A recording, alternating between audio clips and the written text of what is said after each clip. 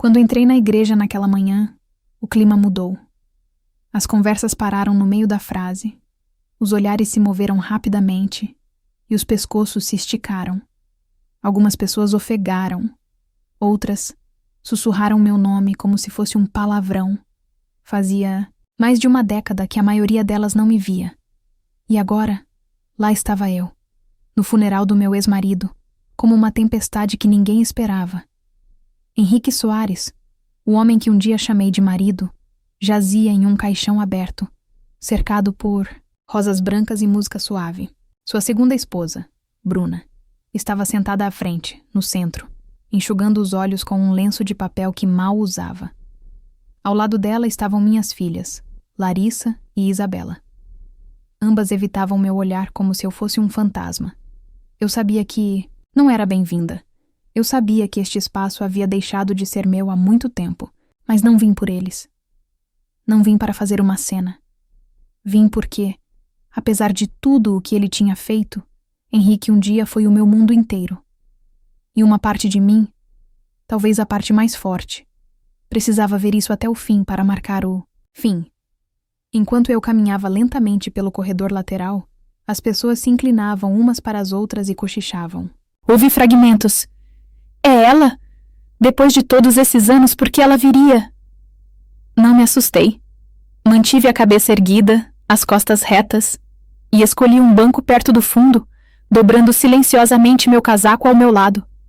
Senti como se estivesse em um julgamento, mas não tinha vergonha. Eles não sabiam de toda a história. A maioria nunca soube.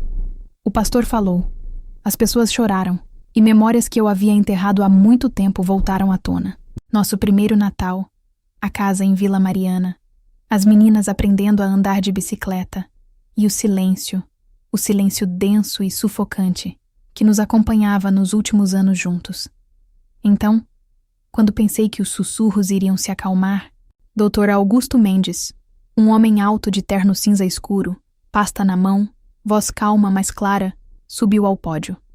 Pediram-me para ler um trecho do testamento de Henrique Soares, disse ele. Houve uma pausa longa o suficiente para deixar todos, os ombros tensos na sala. Ele abriu a pasta, pigarreou e leu. Para Natasha Markham. As cabeças se viraram em uníssono. Todos os pares de olhos, inclusive os das minhas filhas, se fixaram em mim. Ninguém falou, ninguém piscou. E naquele momento congelado, percebi que a verdadeira história estava apenas começando.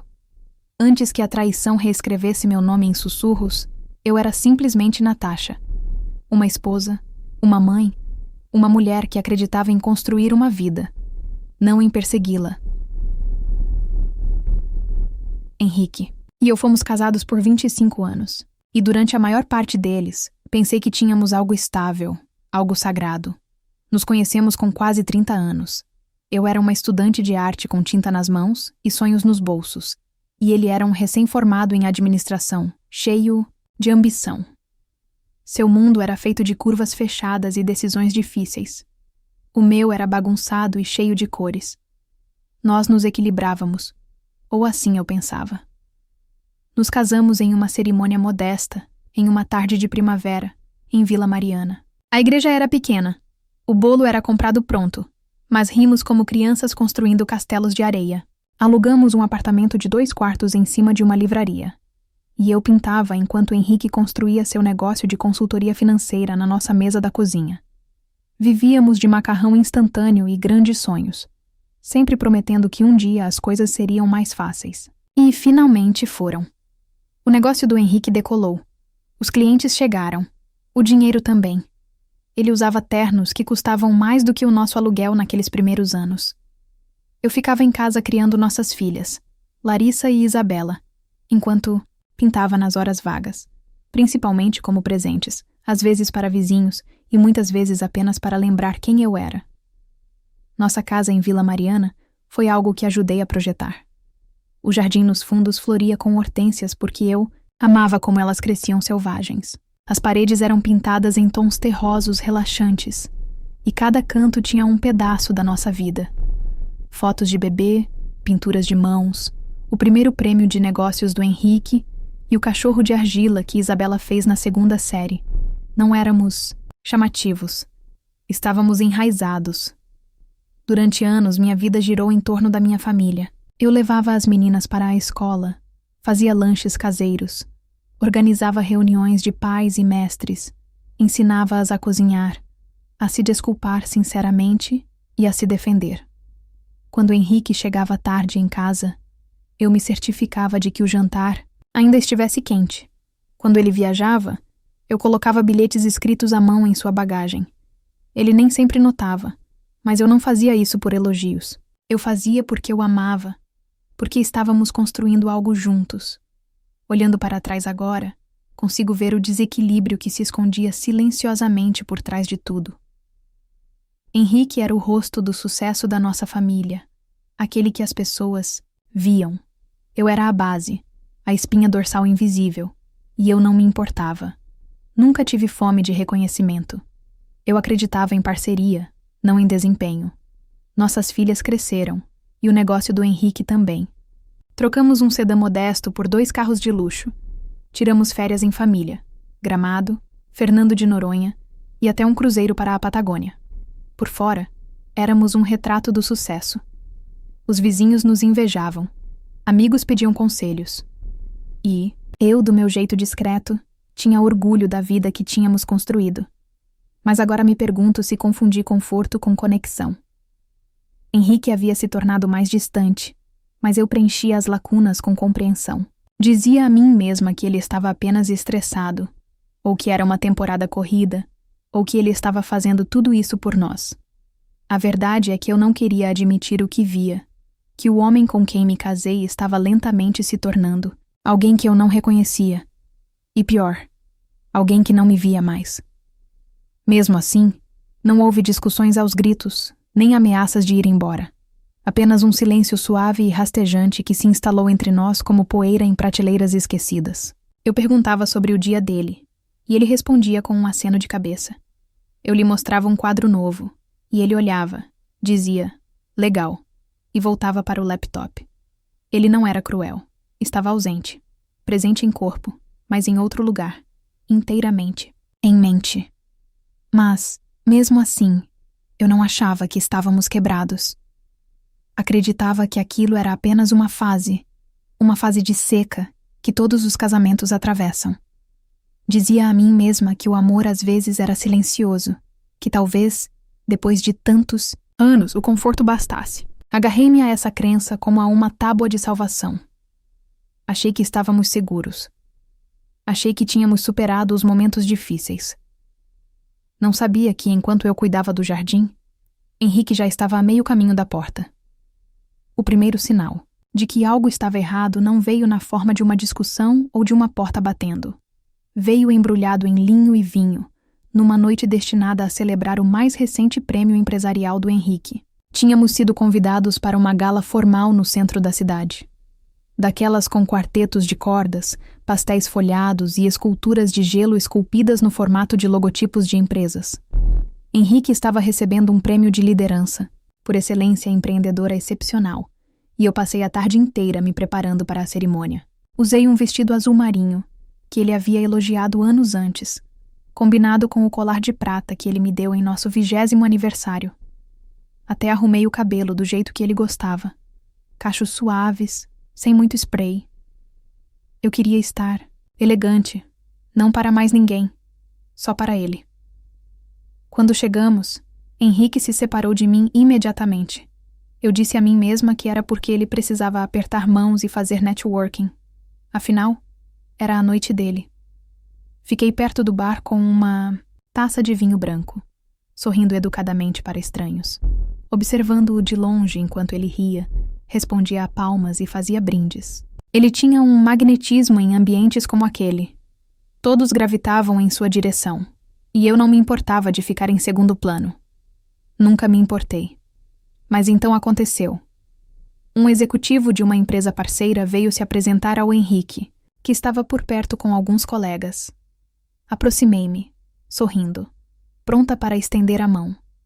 Foi então que Henrique gesticulou casualmente para mim e disse: "Ah, e aquela é a Natasha.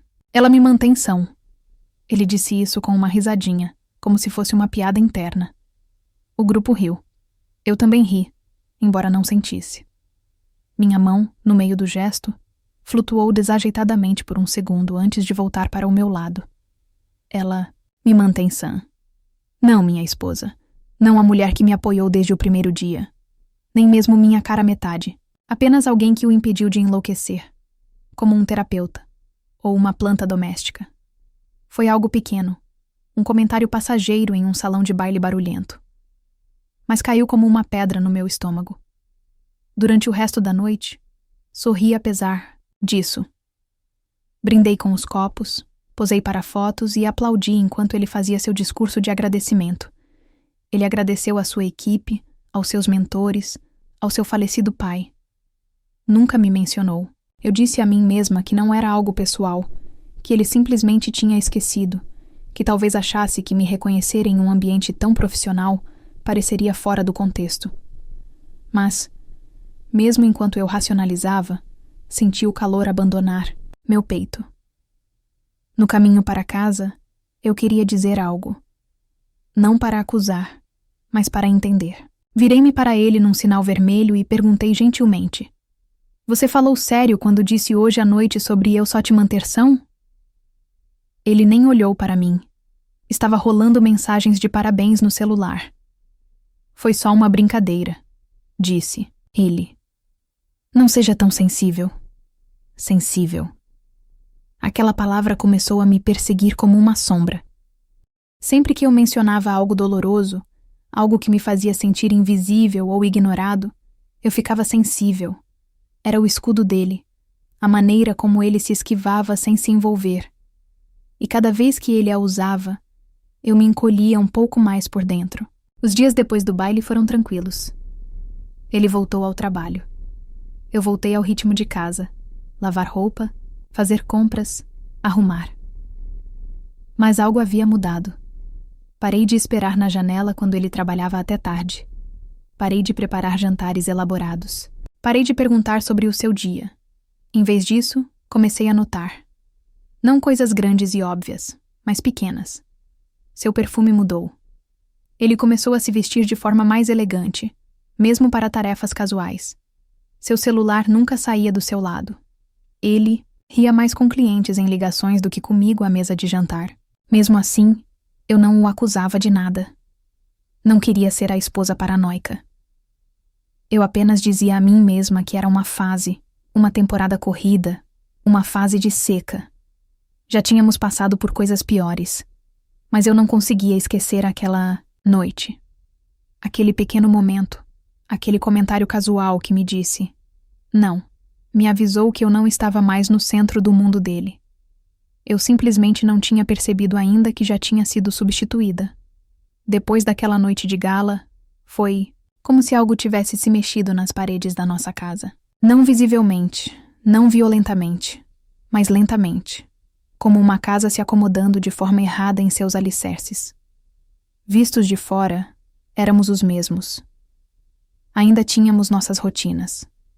Ainda dividíamos a cama. Ainda jantávamos juntos na maioria das noites. Mas, por baixo, algo essencial havia silenciado. Henrique começou a chegar em casa mais tarde. Às vezes nem chegava, alegando jantares com clientes, reuniões tardias ou viagens de negócios noturnas que surgiam sem aviso prévio. Parei de pedir detalhes.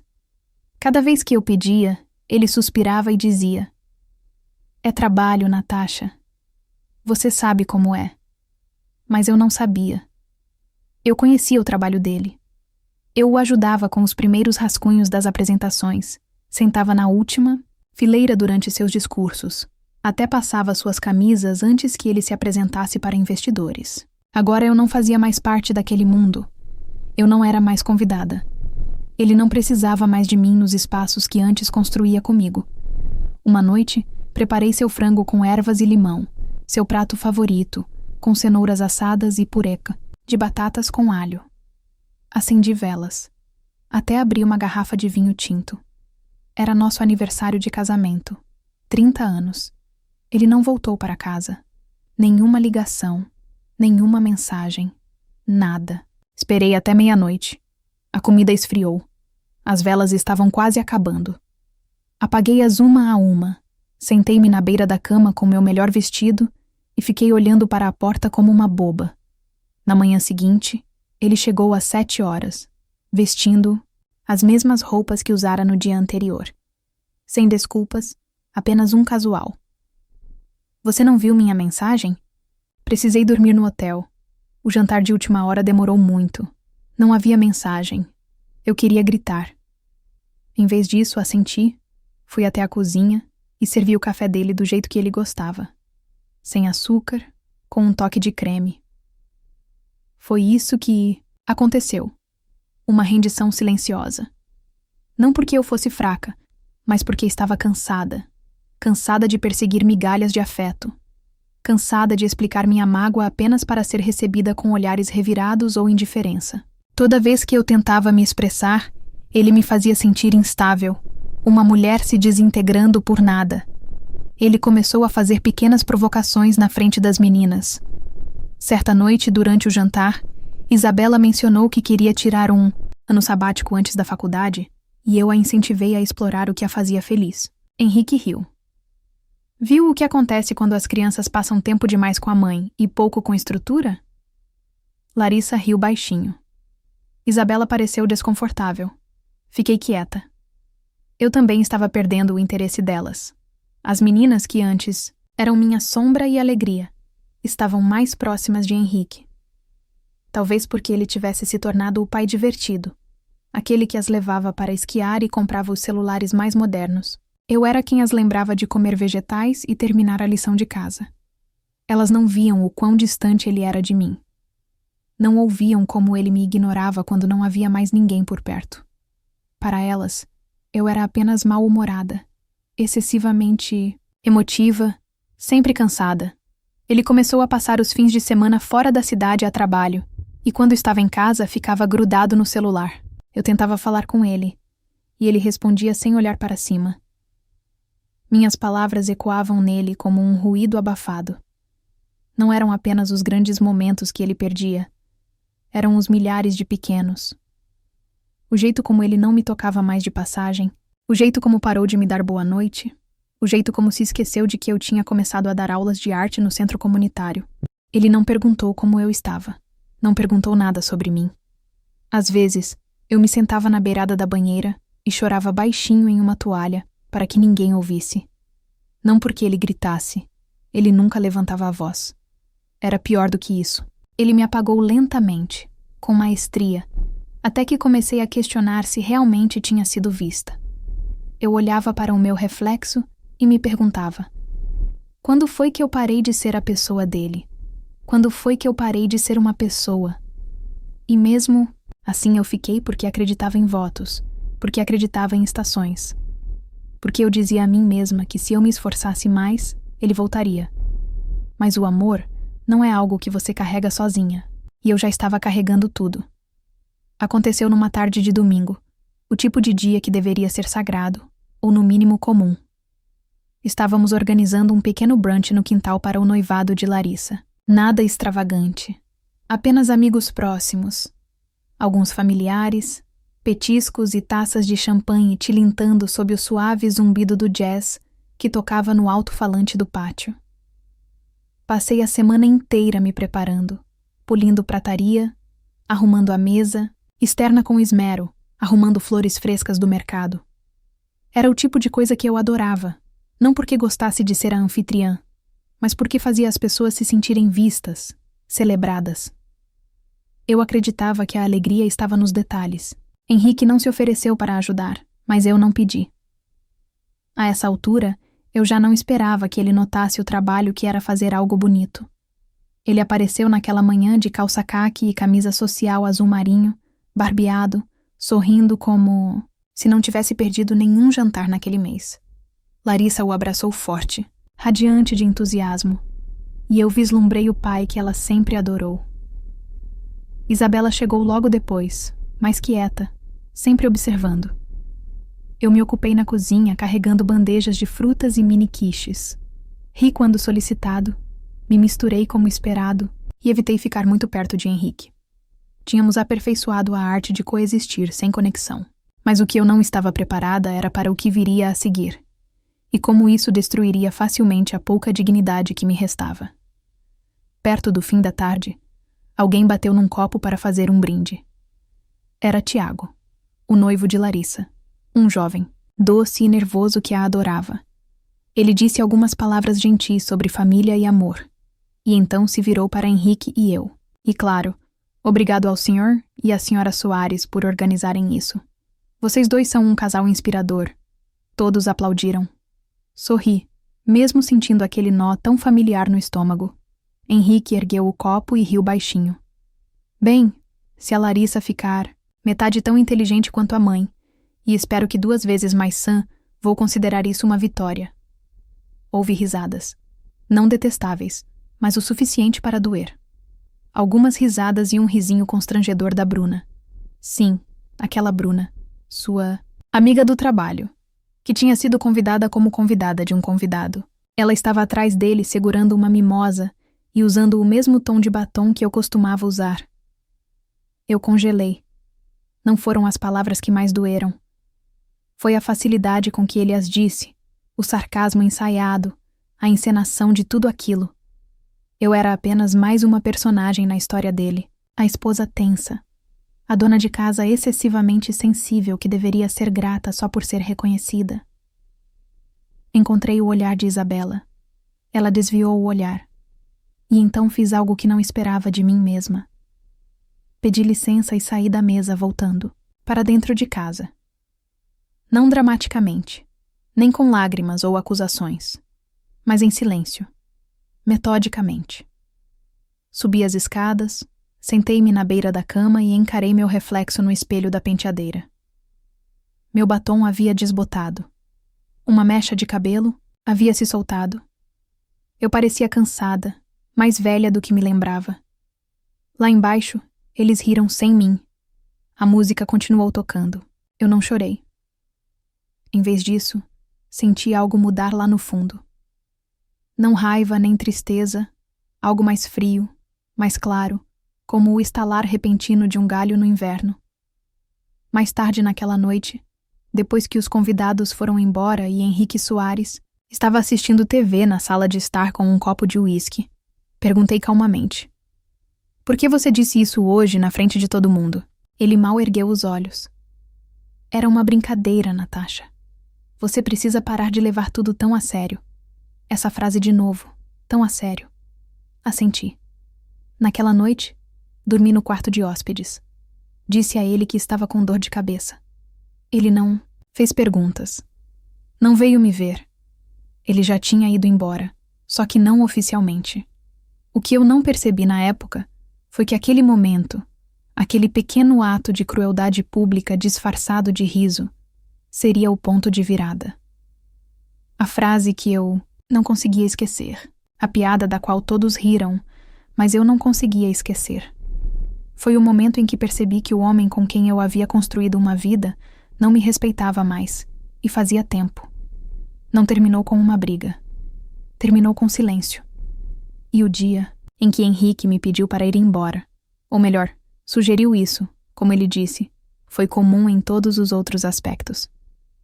O céu estava limpo. O café tinha saído na hora certa. O cachorro do vizinho latia como sempre. Eu estava dobrando roupas, cantarolando para mim mesma, quando ele entrou no quarto e disse isso com a mesma naturalidade de quem está ficando sem leite. Acho que seria melhor para nós dois se tivéssemos um pouco de espaço. Fiquei paralisada, segurando uma de suas camisas passadas nas mãos. Meu coração não se partiu naquele momento. Não porque não fosse doloroso, mas porque algo em mim já havia se preparado para isso. Como se eu tivesse passado o último ano subconscientemente, me preparando para o impacto. Mesmo assim, ouvir as palavras ditas em voz alta foi como engolir vidro. Espaço, repeti. Você quer que eu me mude? Ele deu de ombros. Não precisa ser dramática, Natasha. Estamos claramente em lugares diferentes. Não estamos mais conectados. Vivemos vidas separadas há algum tempo. Vidas separadas. Ele não disse que amava outra pessoa, embora eu soubesse. Ele não disse o nome dela, mas eu conseguia sentir o cheiro do perfume dela às vezes no casaco dele. Um almíscar de baunilha barato que eu jamais usaria. Ele não demonstrou nenhum arrependimento ou mesmo raiva, apenas distanciamento. Uma eficiência fria, como a rescisão de um contrato de aluguel. As meninas não estavam em casa. Larissa tinha se mudado recentemente para a casa de Tiago e Isabela estava na faculdade. Não havia ninguém para testemunhar o momento em que meu casamento foi oficialmente dissolvido. Nenhuma plateia para implorar. Nenhuma filha para explicar. Éramos só nós dois na casa que construímos, cercados por pedaços de uma vida que ambos paramos de cuidar. Assenti lentamente. Ok, foi só isso que eu disse. Não discuti, não implorei, não gritei nem joguei nada. A calma surpreendeu até a mim. Mas depois de anos sendo ignorada e lentamente apagada, eu não tinha energia para desfazer o coração de alguém que já havia parado de me ver. Nos dias seguintes, arrumei minhas coisas com cuidado, não porque planejasse levar muita coisa, mas porque me recusava a partir em meio ao caos. Empacotei álbuns de fotos, o livro de receitas da minha mãe, meu cavalete e meus pincéis. Deixei para trás o álbum de casamento, os vasos de cristal dos nossos aniversários e os utensílios de cozinha caros que nunca usei nas férias em família que nunca chegaram. Quando contei às meninas, suas reações foram divididas. Larissa, sempre filha do pai, não parecia surpresa. Tem certeza de que isso é a melhor coisa, mãe? Perguntou ela. Você sempre parecia frustrada. Frustrada? Como se minha dor fosse um estado de espírito. Isabela chorou. Ela disse que nunca esperava por isso, que achava que estávamos apenas passando por um momento difícil. Não a corrigi. Não era culpa dela não ter percebido os sinais. O pai dela sempre fora bom em disfarçar ausências como se estivesse ocupado.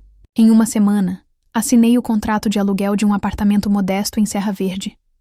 Não era nada parecido com a nossa casa em Vila Mariana. Menor, mais silencioso, com carpete antigo e papel de parede descascando no corredor. Mas era meu. E, pela primeira vez em décadas, o silêncio que me seguiu não foi carregado de decepção.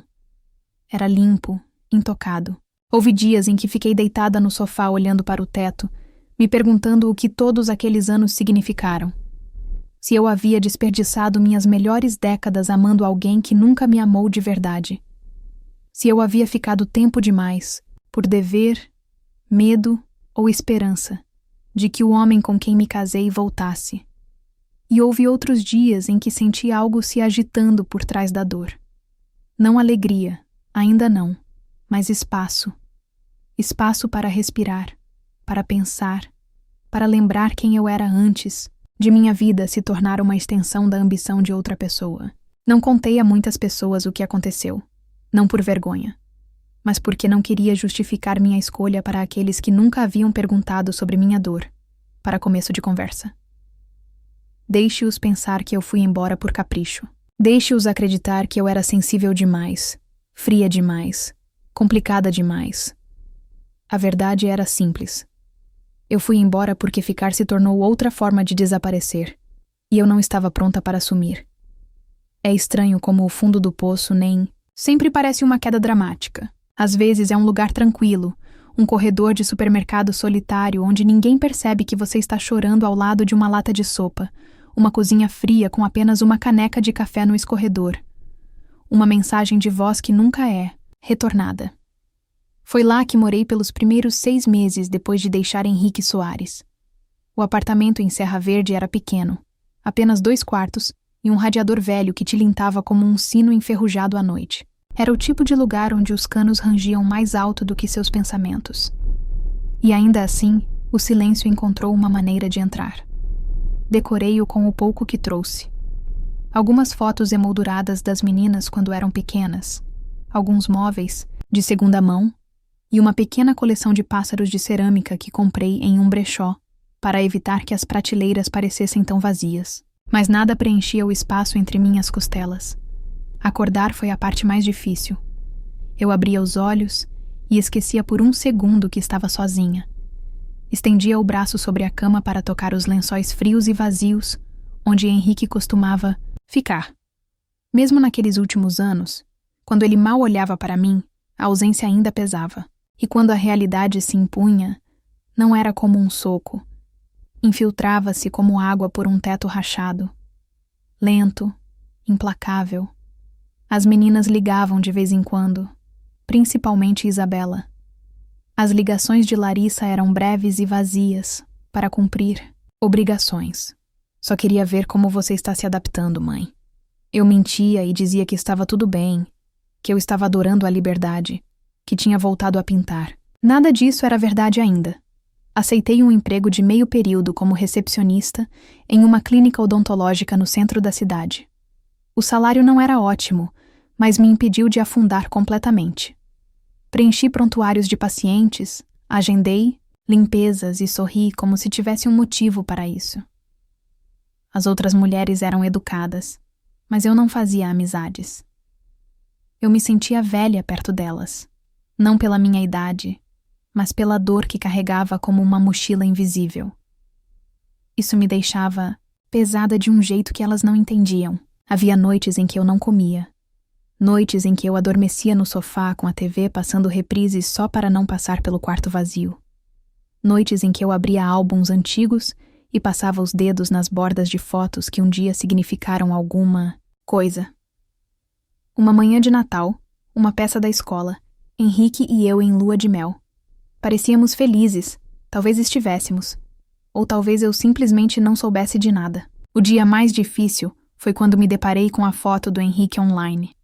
Eu estava navegando por um site de notícias local durante o meu horário de almoço quando o rosto dele apareceu na tela. Soares e Marsh realmente patrocinam o baile beneficente anual. Lá estava ele, abraçado a Bruna. Os dois sorrindo como um casal político. Ela estava usando o mesmo batom de novo, aquele rosa artificial que parecia bala derretida. E ali, ao lado deles, estavam Larissa e Isabela. Era como se tivessem sido apagadas em tempo real.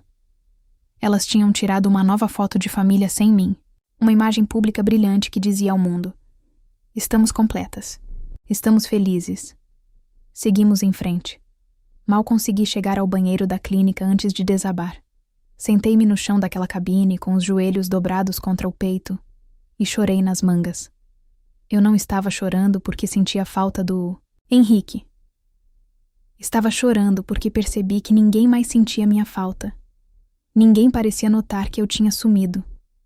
Eu havia construído minha vida em torno das necessidades dos outros. E quando parei de desempenhar esse papel, simplesmente desapareci.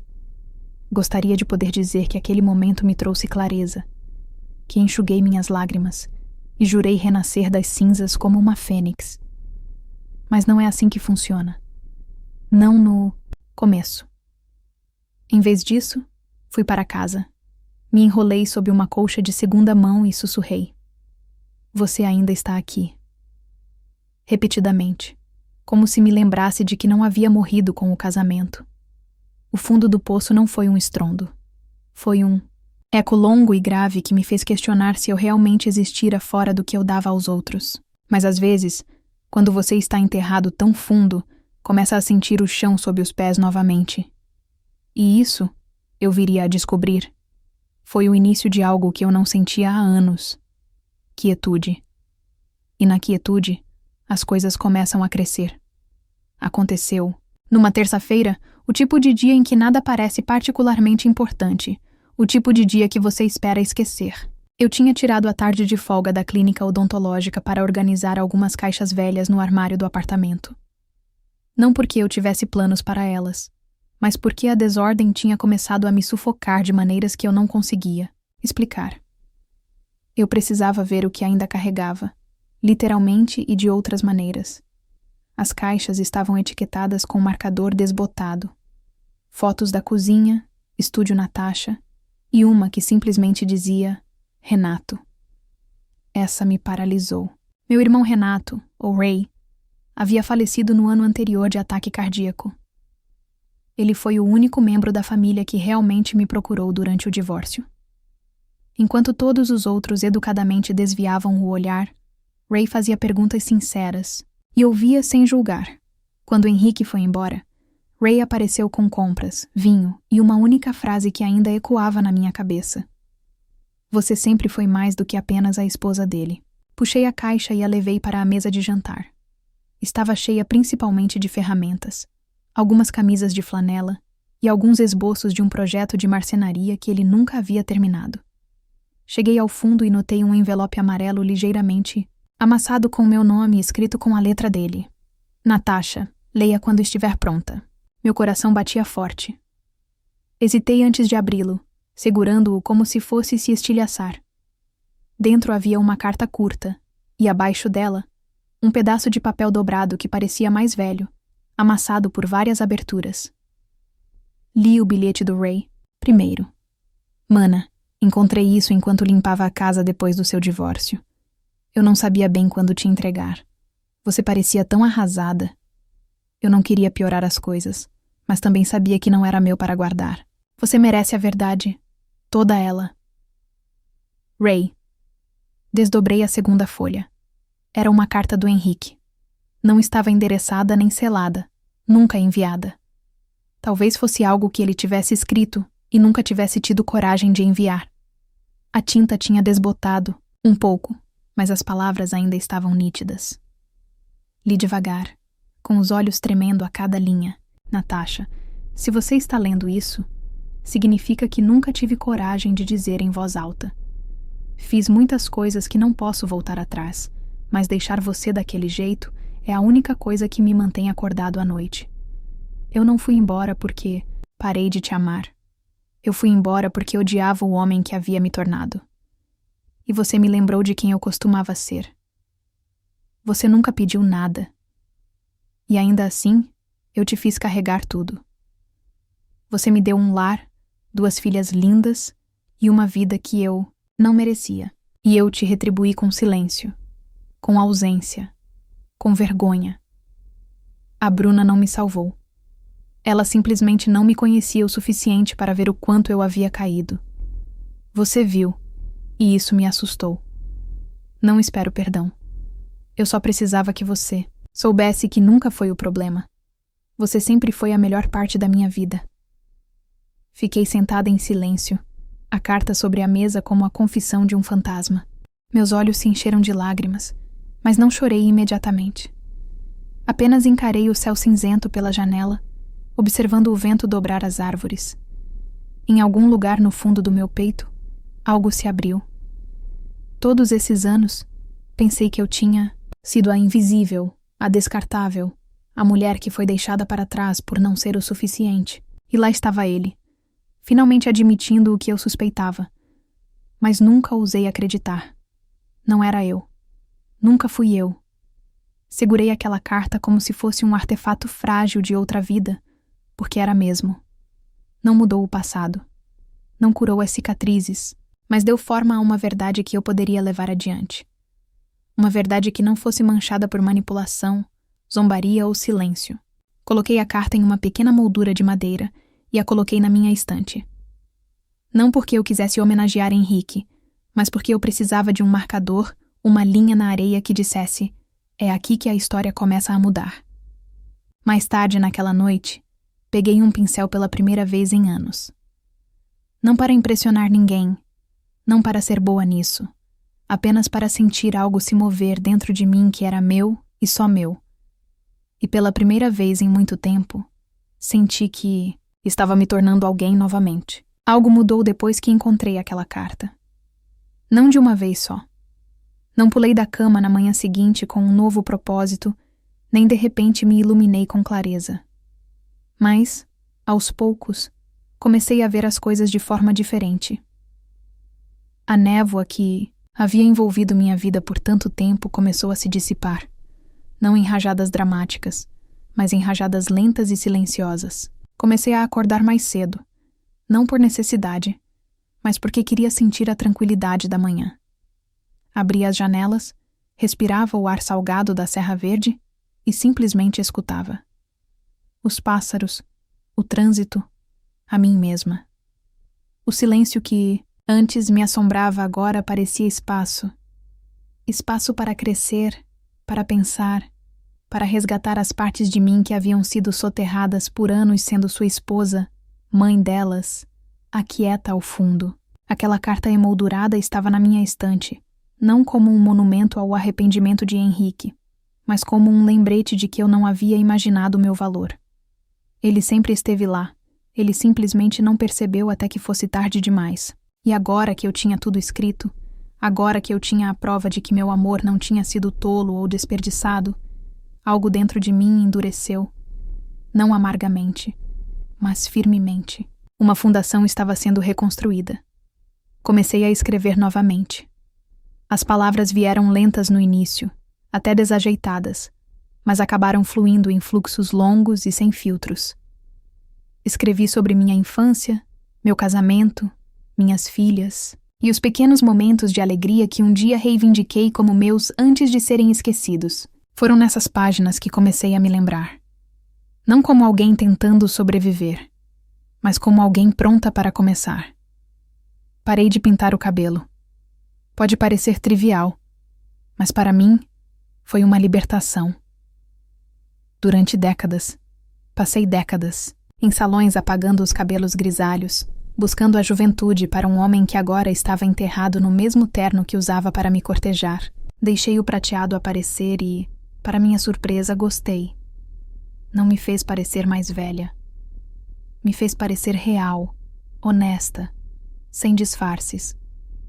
Nos fins de semana, eu voltava ao ateliê de arte no centro comunitário onde antes trabalhava como voluntária.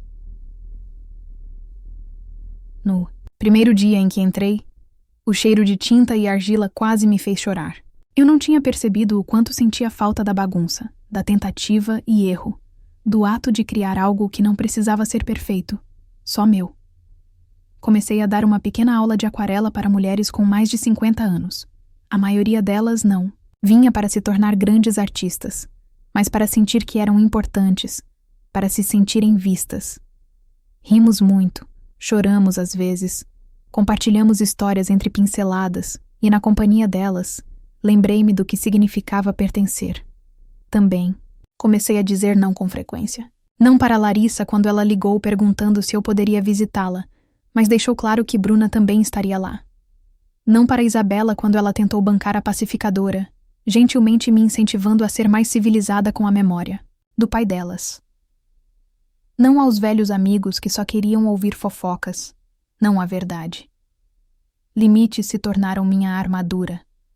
Não muros para manter as pessoas do lado de fora, mas portões que eu controlava. Quem entrava, quem ficava e quem não tinha mais acesso a mim. Eu não estava mais com raiva. Eu também não estava magoada da mesma forma. Havia um novo sentimento florescendo sob minhas costelas. Algo mais suave. Um poder mais profundo. Não o tipo de sentimento que vem da vingança ou do reconhecimento, mas o tipo de sentimento que vem da sobrevivência, de saber exatamente quem você é depois que tudo que tentou te apagar falhou. Certa manhã, fiquei em frente ao espelho do banheiro e disse em voz alta: "Você ainda está aqui." E pela primeira vez acreditei. Eu não era definida pelo que Henrique me dava ou deixava de me dar. Eu não era a mulher que eles tratavam com desdém, sobre quem sussurravam ou ignoravam. Eu era Natasha Markham, 62 anos, de cabelos grisalhos, manchada de tinta, intacta, e estava apenas começando. Depois do despertar, veio a quietude. Não a mesma quietude solitária que eu conhecera no apartamento meses antes, mas uma nova espécie. Focada, intencional, uma quietude com propósito. Não contei a ninguém o que havia encontrado na carta. Nem às minhas filhas, nem mesmo aos poucos amigos que havia reencontrado do Centro de Artes. Aquela carta do Henrique era minha. E eu não queria passar o próximo capítulo da minha vida interpretando a culpa dele ou dando a alguém a chance de minimizá-la. Em vez disso, comecei a planejar, não por vingança, nem por reconhecimento, mas pela posse da minha vida, do meu tempo, daquilo que eu havia silenciosamente desistido por décadas, e agora me sentia pronta para recuperar. Tudo começou com a papelada. Tirei a poeira das minhas pastas antigas, Peguei todos os documentos legais e financeiros que tinha e comecei a revisá-los um por um. Meus olhos se encheram de lágrimas, mas não chorei imediatamente. Apenas encarei o céu cinzento pela janela, observando o vento dobrar as árvores. Em algum lugar no fundo do meu peito, algo se abriu. Todos esses anos, pensei que eu tinha sido a invisível, a descartável, a mulher que foi deixada para trás por não ser o suficiente. E lá estava ele, finalmente admitindo o que eu suspeitava. Mas nunca ousei acreditar. Não era eu. Nunca fui eu. Segurei aquela carta como se fosse um artefato frágil de outra vida, porque era mesmo. Não mudou o passado. Não curou as cicatrizes, mas deu forma a uma verdade que eu poderia levar adiante. Uma verdade que não fosse manchada por manipulação, zombaria ou silêncio. Coloquei a carta em uma pequena moldura de madeira e a coloquei na minha estante. Não porque eu quisesse homenagear Henrique, mas porque eu precisava de um marcador, uma linha na areia que dissesse: é aqui que a história começa a mudar. Mais tarde, naquela noite, peguei um pincel pela primeira vez em anos. Não para impressionar ninguém, não para ser boa nisso, apenas para sentir algo se mover dentro de mim que era meu e só meu. E pela primeira vez em muito tempo, senti que estava me tornando alguém novamente. Algo mudou depois que encontrei aquela carta. Não de uma vez só. Não pulei da cama na manhã seguinte com um novo propósito, nem de repente me iluminei com clareza. Mas, aos poucos, comecei a ver as coisas de forma diferente. A névoa que havia envolvido minha vida por tanto tempo começou a se dissipar, não em rajadas dramáticas, mas em rajadas lentas e silenciosas. Comecei a acordar mais cedo, não por necessidade, mas porque queria sentir a tranquilidade da manhã. Abria as janelas, respirava o ar salgado da Serra Verde e simplesmente escutava. Os pássaros, o trânsito, a mim mesma. O silêncio que antes me assombrava agora parecia espaço. Espaço para crescer, para pensar, para resgatar as partes de mim que haviam sido soterradas por anos sendo sua esposa, mãe delas, aquieta ao fundo. Aquela carta emoldurada estava na minha estante, não como um monumento ao arrependimento de Henrique, mas como um lembrete de que eu não havia imaginado o meu valor. Ele sempre esteve lá, ele simplesmente não percebeu até que fosse tarde demais. E agora que eu tinha tudo escrito, agora que eu tinha a prova de que meu amor não tinha sido tolo ou desperdiçado, algo dentro de mim endureceu, não amargamente, mas firmemente. Uma fundação estava sendo reconstruída. Comecei a escrever novamente. As palavras vieram lentas no início, até desajeitadas, mas acabaram fluindo em fluxos longos e sem filtros. Escrevi sobre minha infância, meu casamento, minhas filhas e os pequenos momentos de alegria que um dia reivindiquei como meus antes de serem esquecidos. Foram nessas páginas que comecei a me lembrar. Não como alguém tentando sobreviver, mas como alguém pronta para começar. Parei de pintar o cabelo. Pode parecer trivial, mas para mim foi uma libertação. Durante décadas, passei décadas em salões apagando os cabelos grisalhos, buscando a juventude para um homem que agora estava enterrado no mesmo terno que usava para me cortejar. Deixei o prateado aparecer e, para minha surpresa, gostei. Não me fez parecer mais velha. Me fez parecer real, honesta, sem disfarces. Nos fins de semana, eu voltava ao ateliê de arte no centro comunitário onde antes trabalhava como voluntária. No primeiro dia em que entrei, o cheiro de tinta e argila quase me fez chorar. Eu não tinha percebido o quanto sentia falta da bagunça, da tentativa e erro, do ato de criar algo que não precisava ser perfeito, só meu. Comecei a dar uma pequena aula de aquarela para mulheres com mais de 50 anos. A maioria delas não. Vinha para se tornar grandes artistas, mas para sentir que eram importantes, para se sentirem vistas. Rimos muito, choramos às vezes, compartilhamos histórias entre pinceladas e, na companhia delas, lembrei-me do que significava pertencer. Também, comecei a dizer não com frequência. Não para Larissa quando ela ligou perguntando se eu poderia visitá-la, mas deixou claro que Bruna também estaria lá. Não para Isabela quando ela tentou bancar a pacificadora, gentilmente me incentivando a ser mais civilizada com a memória do pai delas. Não aos velhos amigos que só queriam ouvir fofocas, não a verdade. Limites se tornaram minha armadura. Não muros para manter as pessoas do lado de fora, mas portões que eu controlava. Quem entrava, quem ficava e quem não tinha mais acesso a mim. Eu não estava mais com raiva. Eu também não estava magoada da mesma forma. Havia um novo sentimento florescendo sob minhas costelas.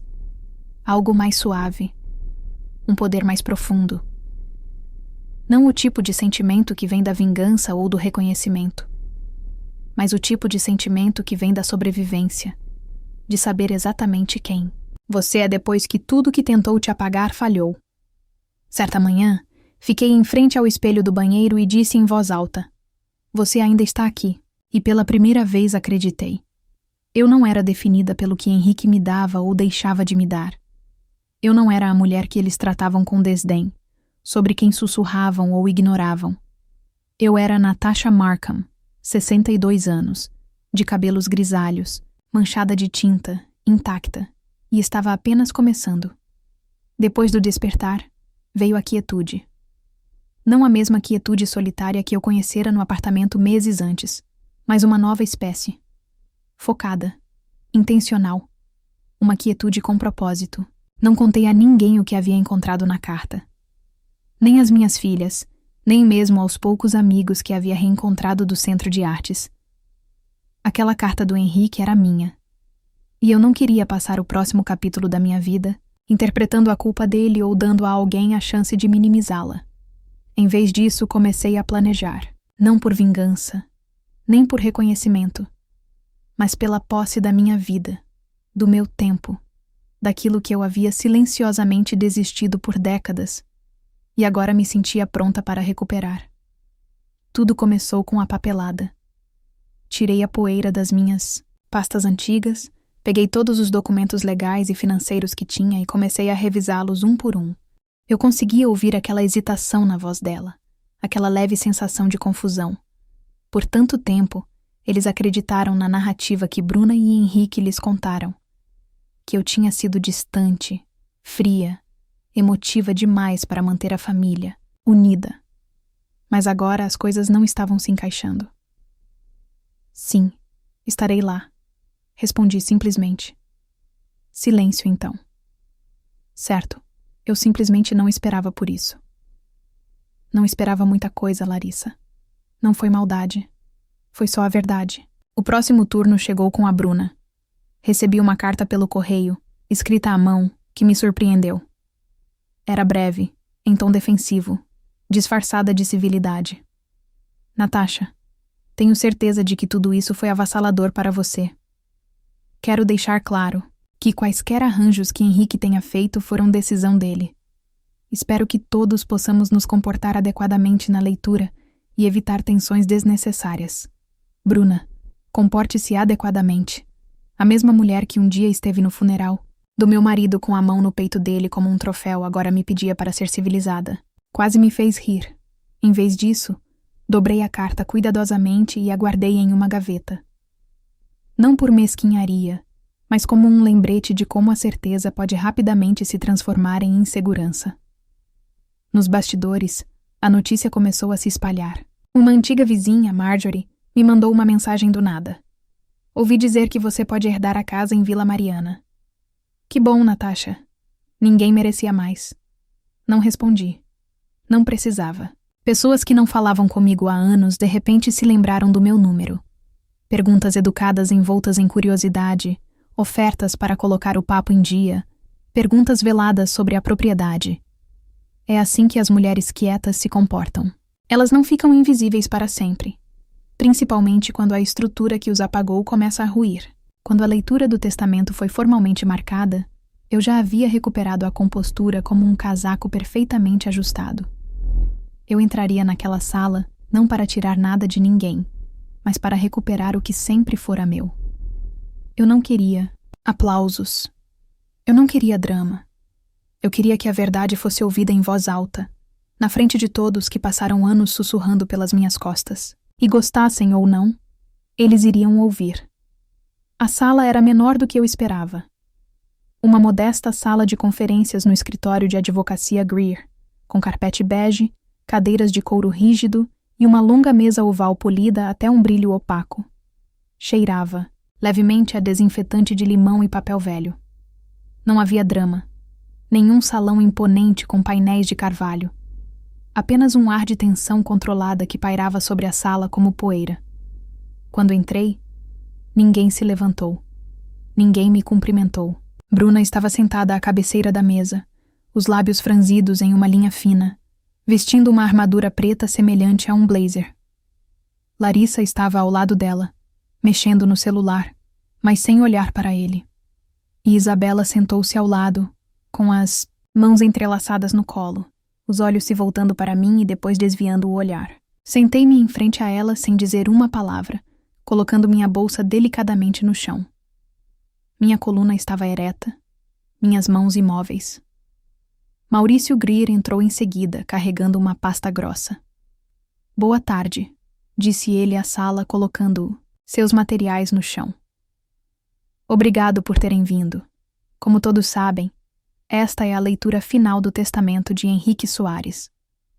Observei Bruna atentamente, suas unhas batendo na mesa em um ritmo constante. Controlado, mas inquieto. Ela não esperava que eu viesse, eu percebi. Talvez ela pensasse que eu abriria mão de tudo para evitar o desconforto. Do mesmo jeito que eu sempre engoli a minha dor antes, mas hoje não era para o conforto dela.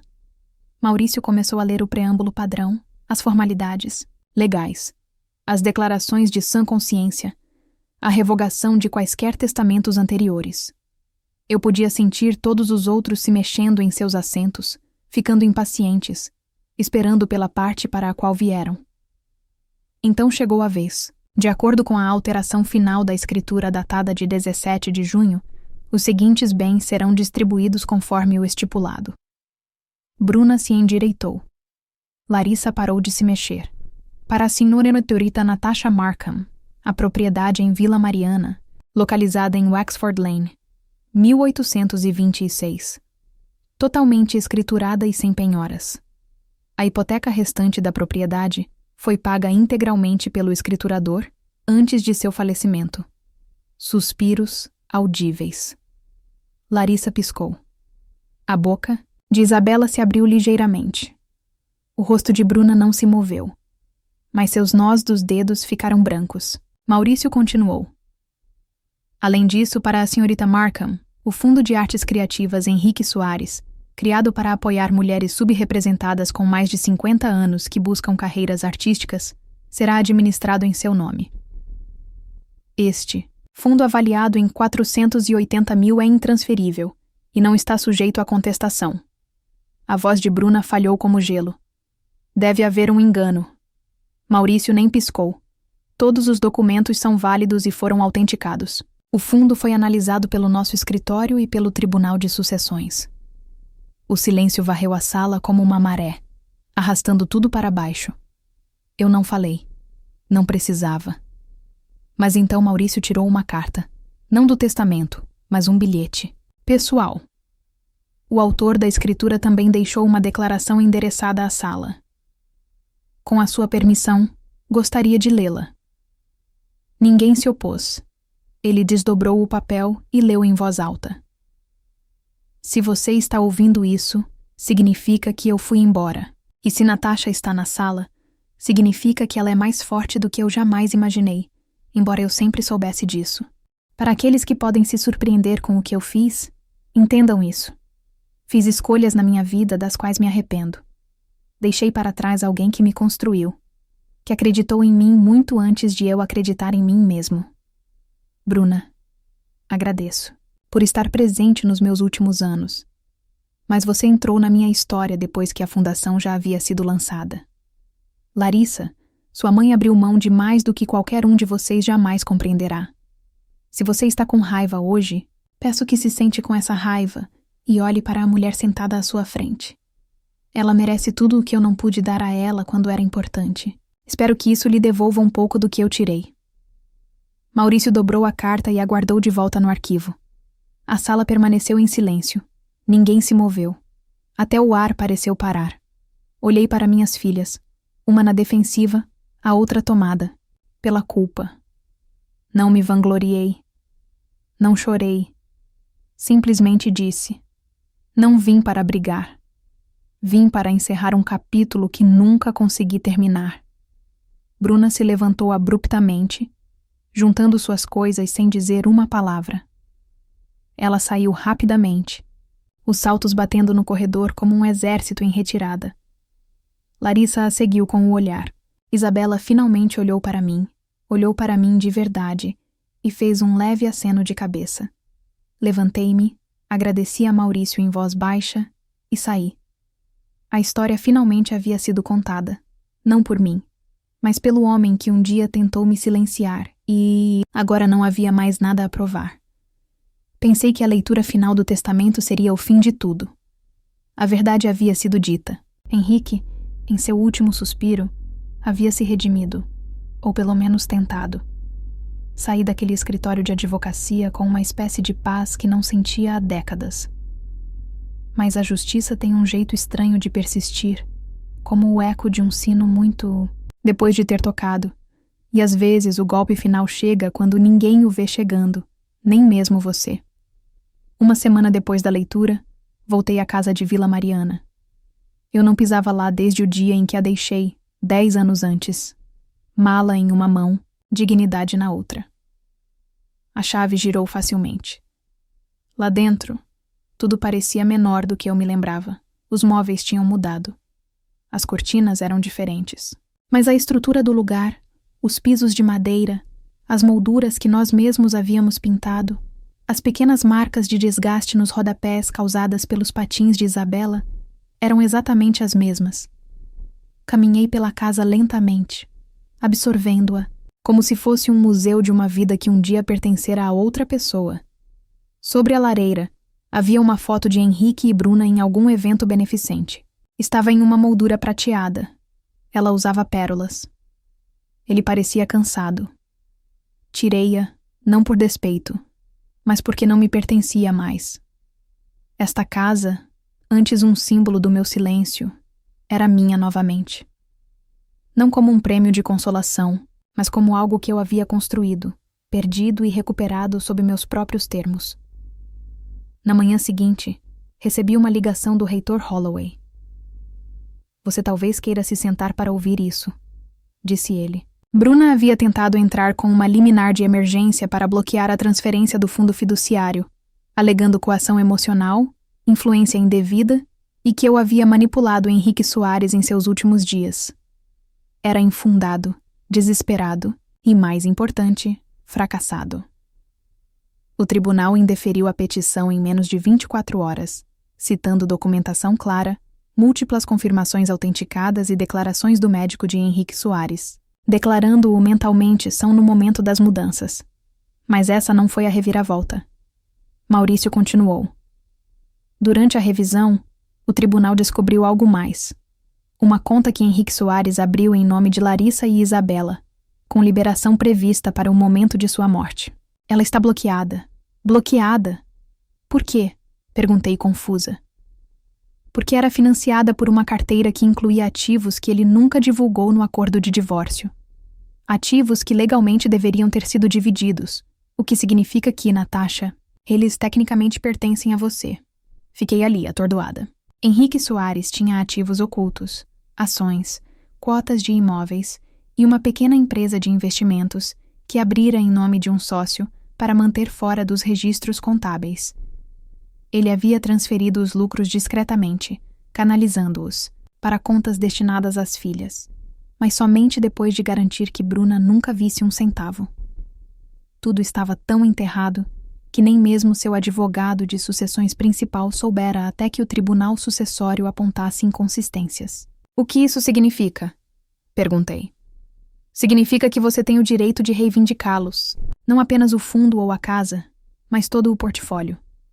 Valor estimado? Maurício hesitou. Cerca de R$1.300.000. Era surreal. Não pelo dinheiro, mas pelo que significava. Durante anos acreditei que tinha saído sem nada. Eu aceitei, Eu tinha me conformado em construir uma vida do zero. Mas agora, eu estava no centro de uma narrativa que não escrevi, onde o homem que um dia me abandonou, por ganância ou culpa, me deixou as chaves de um reino que ele pensou que eu nunca mais tocaria. Não me vangloriei.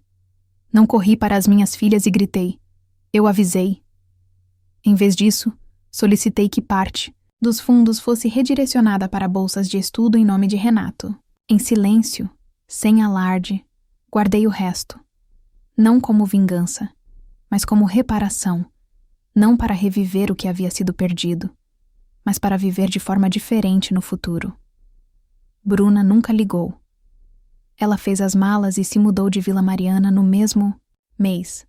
Larissa mandou uma mensagem. Não sei o que dizer. Eu não sabia de nada disso.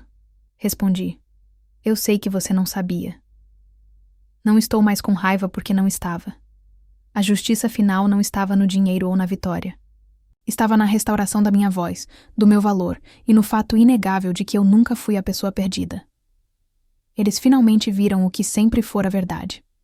Algumas semanas após a decisão judicial, eu estava na casa de Vila Mariana, descalça, no jardim, podando o que restava das hortênsias que eu havia plantado há quase 20 anos. Elas eram teimosas, murchas, mas não mortas. Assim como eu, suponho. Com tempo, água e atenção, até as coisas mais esquecidas podem florescer novamente. Foi então que Isabela apareceu. Ouvi a porta do carro dela se fechar antes de vê-la. Ela não ligou primeiro, não mandou mensagem. Apenas chegou e estacionou na garagem como costumava fazer depois da escola quando ainda morava aqui e precisava conversar com a mãe sobre algo importante demais para dizer por telefone. Limpei as mãos no avental e abri o portão lateral. Ela estava lá, de braços cruzados, um pouco perdida. Ei, disse ela baixinho. Ei, respondi. Minha voz não tremeu. Não corri em sua direção. Não a abracei. Simplesmente esperei. Espero que possamos conversar, disse ela. Eu sei que deveria ter vindo antes, assenti apontando para a varanda. Vamos sentar. Nos acomodamos no velho banco de vime que Henrique Soares e eu escolhemos uma vez em um mercado de pulgas. A almofada cedeu um pouco, mas aguentou. Isabela parecia mais magra, mais cansada do que da última vez que a vi. Sua maquiagem era mínima. Ela tinha os olhos do pai, mas hoje eles não transmitiam a mesma certeza. Pareciam inquisitivos. Eu não sabia de tudo, mãe, disse ela, com a voz ligeiramente embargada. Nem sobre o testamento, nem sobre o que o papai deixou para você, nem sobre como as coisas realmente terminaram. Eu sei, respondi gentilmente. Você não deveria saber. Ela me olhou assustada. Como assim? Você era uma criança, Isabela. Mesmo quando achava que tinha idade suficiente para entender, ainda estava sendo alimentada com uma versão da verdade por pessoas que precisavam proteger a sua versão da verdade. Ela baixou os olhos. Eu acreditei nele. Eu acreditei na Bruna. Pensei. Você simplesmente desistiu. Essa parte doeu, mas deixei passar. Eu tinha me conformado com o fato de que, para eles aceitarem a Bruna, precisaram me reescrever como alguém descartável. Não era algo pessoal. Era sobrevivência. E agora elas estavam acordando para a verdade aos pedaços. Isabela cutucou-a, manga, e fez a pergunta que claramente carregava há algum tempo. Por que você nunca nos contou a sua versão? Olhei para o jardim, porque você não teria me ouvido naquela época. E eu não queria ser a mãe que transformou os filhos em armas.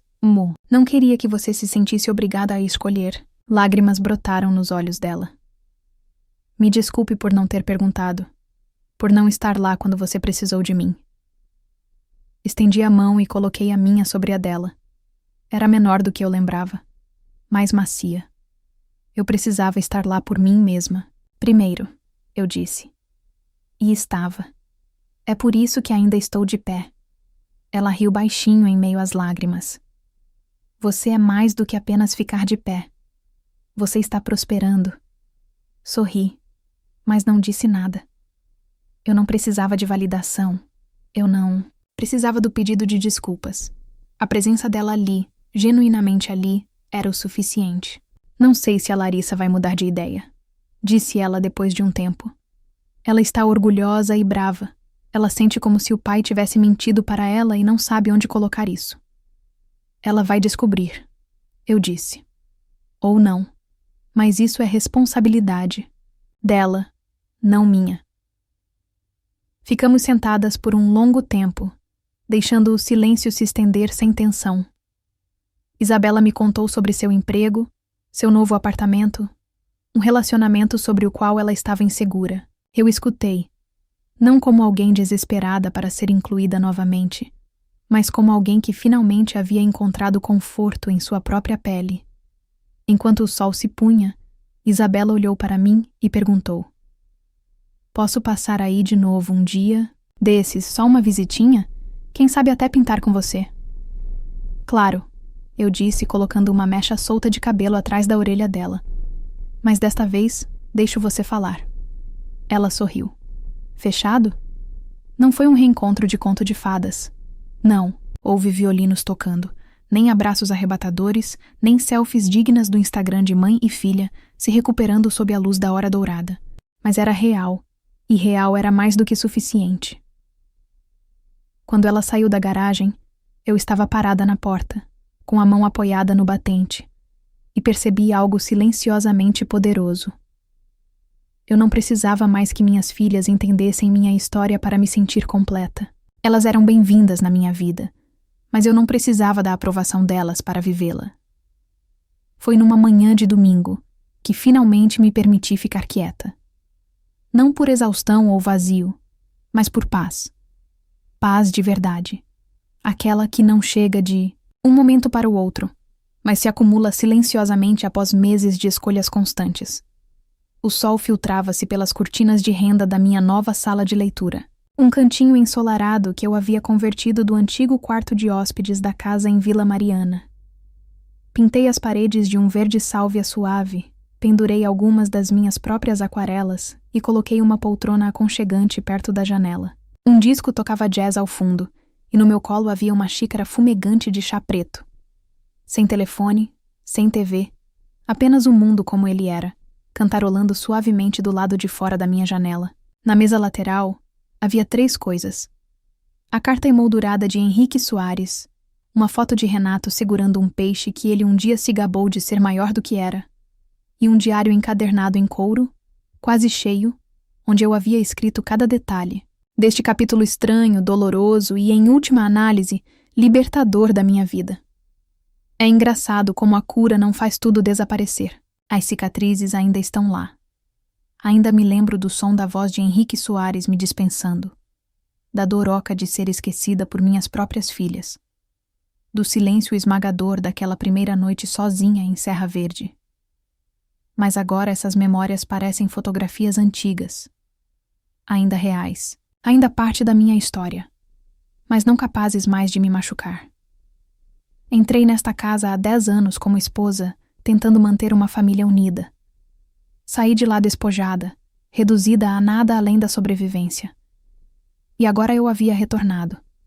Não para recuperar o que havia perdido, mas para homenagear a mulher que sobreviveu. Não havia vingança em meu coração, nem amargura, apenas gratidão pela verdade, mesmo que ela chegasse tarde. Henrique Soares não pôde me ver ascender, mas talvez fosse assim que deveria ser. Seu último gesto não foi redenção, foi confissão. E essa confissão me devolveu o espaço que me fora negado. Eu havia usado parte da herança para lançar a Bolsa Ray Markham para mulheres criativas com mais de 50 anos. Algo que ainda me faz sorrir quando penso na expressão da primeira contemplada. Imaginei Renato revirando os olhos, resmungando algo sobre toda aquela bobagem sentimental, mesmo enquanto sorria de orgulho. O resto, eu usava para construir algo tranquilo e sustentável. Uma vida que não fosse chamativa, mas plena. Eu dava aulas de arte 3 vezes por semana no centro comunitário. Eu dava workshops na Charleston House nos fins de semana. Às vezes, 10 mulheres vinham, às vezes apenas 2, mas cada uma trazia uma história. E juntas, Transformávamos a dor em pigmento, o silêncio em expressão. Larissa não tinha ligado. Eu não esperava que ela ligasse. Algumas pessoas precisam de mais tempo para reescrever as histórias que lhes foram contadas. Outras nunca o fazem. Mas esse não era mais o meu fardo. Isabela me visitava a cada 2 fins de semana. Pintávamos juntas, conversávamos sobre a vida. Compartilhávamos longas caminhadas pelas mesmas ruas, onde ela costumava andar de bicicleta, com tranças. Ela nunca disse, sinto muito de novo, e nem precisava. Sua presença já era um pedido de desculpas suficiente. Certa noite, depois da aula, fiquei no estúdio de arte. As outras mulheres já tinham ido para casa e o prédio estava banhado por uma luz dourada. Fiquei diante de uma grande tela em branco, do tipo que costumava me intimidar, mas agora me empolgava. Era um lembrete do que ainda era possível. Mergulhei meu pincel no azul cerúneo e comecei a pintar sem pensar. Traços largos, cores sem remorso, sem contornos, sem medo. Não era para exibição. Não era para a aprovação de ninguém. Era para mim. A mulher que um dia deu tudo e não pediu nada. A mulher que foi deixada para trás e construiu um mundo com o que restou. A mulher que finalmente se viu. Quando a última luz se apagou, afastei-me da tela.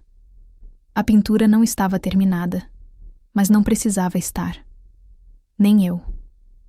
E naquele momento, cercada pelo silêncio, compreendi a lição que esperei a vida inteira para aprender. Você não precisa de justiça para curar. Você só precisa lembrar quem você é.